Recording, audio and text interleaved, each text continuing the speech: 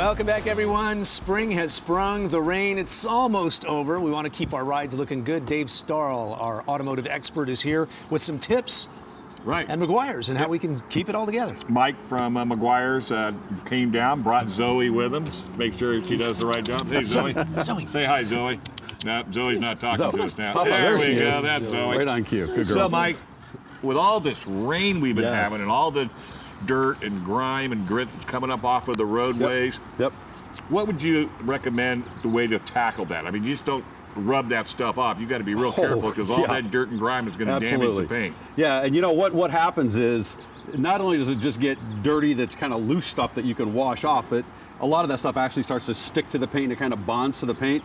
Probably the first thing you really want to do is pressure wash underneath the car, up on the wheel wells and underneath. And if you don't have a pressure washer at home, go to one of those coin-operated places and really clean that really thoroughly. Then get the car home and do a proper wash. We recommend using a good quality car wash solution rather than grabbing the dishwashing detergent.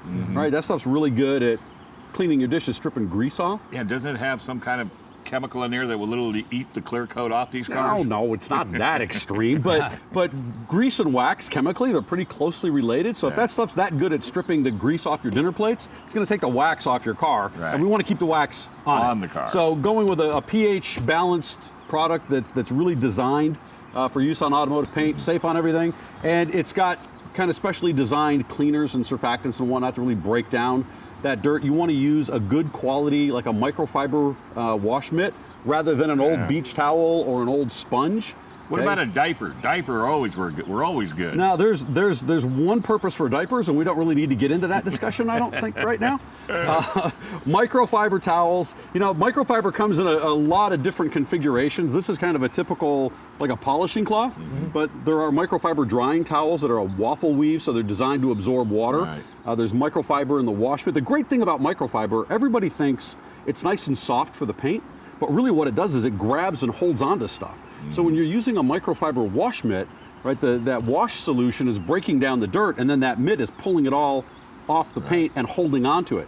We actually recommend doing something we call the 2-bucket wash method. You've got one bucket with your soapy solution and a second bucket with just plain water, because the idea is to get the dirt off the car and keep it off the car, not move it from the roof to the door to the fender, right? So you go through that process and you get the car all nice and clean. Of course, you want to make sure you clean the wheels as well. And wheels come in a lot of different configurations, and it tends to be the place where people make the most common mistakes and sometimes the most expensive mistakes. They select the wrong wheel cleaner for the wheel surface that they have. So we actually have a product that's safe to use on any kind of wheel. I don't care if it's aftermarket. If you've got a hot rod or a muscle car with polished aluminum wheels, it's perfectly safe on that. It gets all that brake dust off, huh? It gets all the brake dust. In fact, it's got this weird chemical in it that reacts with iron and it turns purple.